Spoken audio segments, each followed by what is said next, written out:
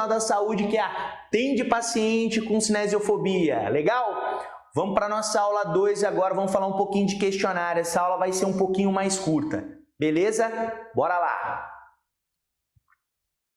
Bom, como é que eu mensuro o nível de intensidade de cinesiofobia do meu paciente ou quais dimensões ele julga mais ameaçadoras? Existem para isso questionários. Então vou falar de 2 aqui, tá? O primeiro é um questionário mais geral, nós denominamos ele como escala de Tampa para cinesiofobia, tá? A escala de Tampa para cinesiofobia, ela é composta por 17 questões, a pontuação varia de 1 a 4 pontos.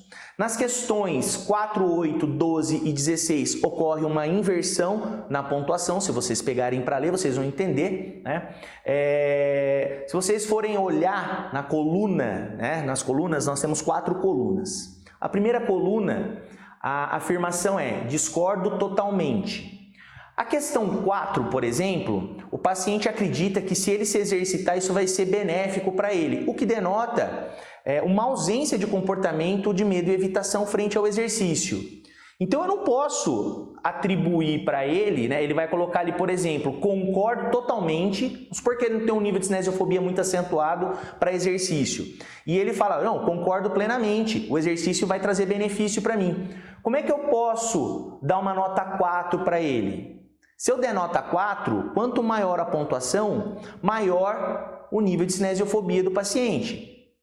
O que eu tenho que fazer então? Para essas questões 8, 12, 16, 4, que apresenta o comportamento oposto, ou seja, o paciente se apresenta mais proativo, com menos medo, menor insegurança frente ao exercício, ao movimento, eu preciso inverter a relação de pontuação, para ele pontuar menos, para ele dar um pontinho. Legal? Beleza, vamos continuar aqui então. Eu já falei das questões, o mínimo de pontuação no somatório são 17 pontos e a pontuação máxima 68 pontos, a nota de corte na soma, né? Quanto que eu considero um comportamento cinesiofóbico real ali do meu paciente? Quando a nota de corte, na soma for maior que 38 pontos. Mas eu tenho que tomar um certo cuidado com isso, tá, pessoal? Vamos supor que esse paciente tenha na soma 33 pontos, 30 pontos. Por nota de corte, eu não vou considerar nada, mas eu vou olhar alguns pontos, eu tenho que olhar esse questionário, analisar individualmente as respostas dos meus pacientes em cada uma das dimensões, porque isso pode ser importante para mim. Embora ele não tenha um nível de cinesiofobia muito acentuado, ele pode ter algumas crenças limitantes ou até mesmo crenças incapacitantes relacionadas ao movimento e atividade física, que vai atrapalhar ele no desenvolvimento das tarefas durante o processo de reabilitação. Legal? Então a gente precisa, é lógico que o número vai dar para a gente uma orientação, vai nos orientar, mas eu preciso extrapolar um pouquinho e, além de observar o meu paciente, eu preciso entender o que está acontecendo ali de uma maneira individual.